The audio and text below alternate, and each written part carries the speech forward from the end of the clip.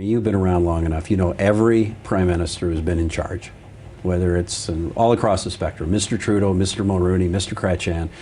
Every prime minister is accused of being a one-man band because the reality, the prime minister is the chief executive officer of our government. The prime minister does not sit in his office and just do things off the top of his head.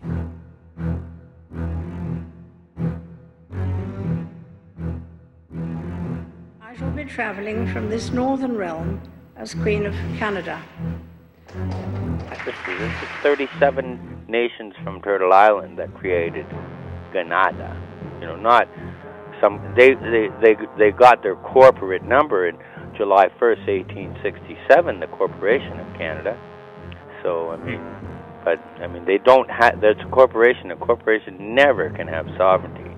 It's a corporation, an artificial entity. Wow. Right? So that is, so basically this is a hidden from history kind of thing when you think about it, that the reason that we celebrate Canada Day July 1st, or a significant thing that happened 1867 July 1st, was Canada became a corporation. Got its corporate number from Washington, corporate D.C. number. Right, that's In why Washington. you celebrate Canada Day on July 1st. Wow. No other reason. Wow. So if People we're... don't know that. Mhm.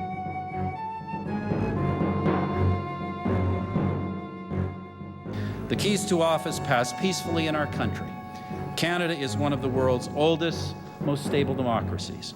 We are heirs to a tradition of rights and freedoms under the Crown, reaching back almost 800 years.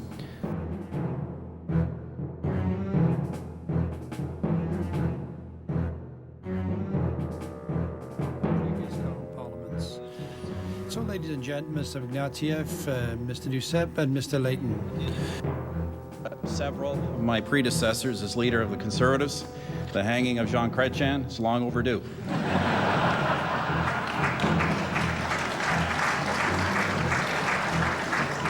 Vers the portrait. Messieurs, veuillez ouvrir le rideau pour le dévoilement du portrait. When you get to the highest levels, you're talking about the former prime ministers of Canada, and you get into four in a row: Trudeau, Mulroney, Chrétien, and Martin. And the one thing that they had in common, the Power Corporation. I guess what was the Power Corporation something that you found in the research that tied everything together? Well, yeah, you know, I didn't set out to tell the story that I told.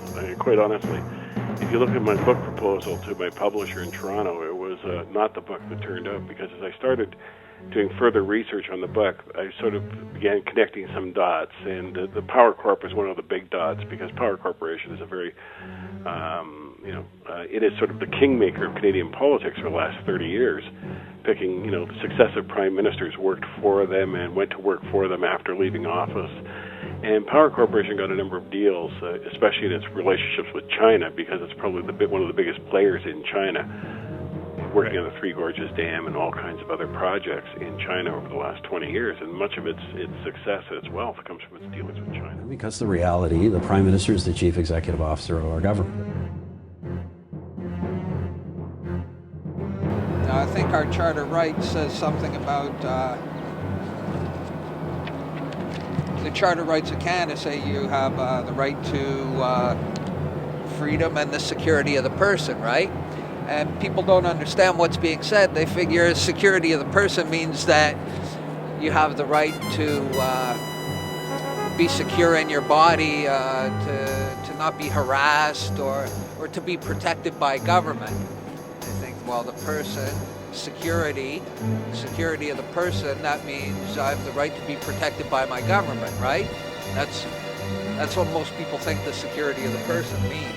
Well, we understand now that person is a fictitious corporation, and a security is something that's exchanged on the Security and Exchange Commission. The Canadian Charter of Rights says that you have the right to the security of the person.